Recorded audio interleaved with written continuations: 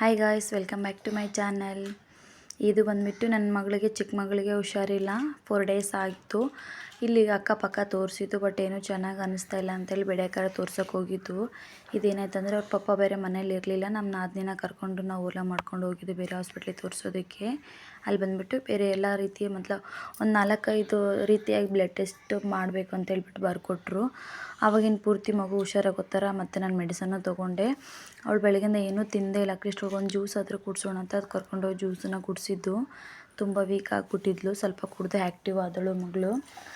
ಅದೇನಂತ ಗೊತ್ತಿಲ್ಲ, ತುಂಬ ಅಂದರೆ ನಾನು ಚೆನ್ನಾಗೇ ನೋಡ್ಕೊತಾ ಇದ್ದೀವಿ. ಇವಾಗ ಹೊರಗಿನ ಕ್ಲೈಮೇಟು ಮತ್ತು ಧೂಳು ಗಾಳಿಯಿಂದ ಆ ಥರ ಆಗಿದೆ ಅಂತ ಅಂದ್ಕೊಂಡ್ವಿ. ಅದಾದಮೇಲೆ ಸ್ವಲ್ಪ ಆ್ಯಕ್ಟಿವ್ ಆದಳು, ಮತ್ತೆ ಸ್ಟಾರ್ಟ್ ಆದ್ವಿ ಮನೆ ಕಡೆ. ಬರ್ತಾ ದಾರಿನಲ್ಲಿ ಒಂದು ಸಾಯಿಬಾಬಾ ದೇವಸ್ಥಾನ ಕಾಣ್ತು. ನಾನು ನಮಸ್ಕಾರ ಮಾಡ್ತೀನಿ ಅಂತ ಅವಳು ಮಾಡ್ಕೊಂಡ್ಳು. ಅದಾದಮೇಲೆ ನಮ್ಮ ನಾದಿನಿ ಜೊತೆ ಸ್ವಲ್ಪ ಮಸ್ತಿ ಮಾಡಿ ಮತ್ತೆ ಅವಳು ಸ್ಟಾರ್ಟ್ ಮಾಡ್ಕೊಂಡ್ಳು. ನಿಮಗೆಲ್ಲ ಗೊತ್ತೇ ಇದೆ ನನ್ನ ಮಗಳೆಲ್ಲ ವೀಡಿಯೋದಲ್ಲಿ ಅಳೋದೇ ಅವಳ ಕೆಲಸ ಅಂತ. ತುಂಬ ತಲೆನೋವ್ತತ್ತು ಇವಳು ಟೆನ್ಷನ್ ತೊಗೊಂಡು ಅಂತೇಳಿ. ಮತ್ತೆ ಬರ್ತಾ ದಾರಿನಲ್ಲೇ ಟೀ ಕುಡ್ಕೊಂಡು ಮನೆಗೆ ಬಂದ್ವಿ.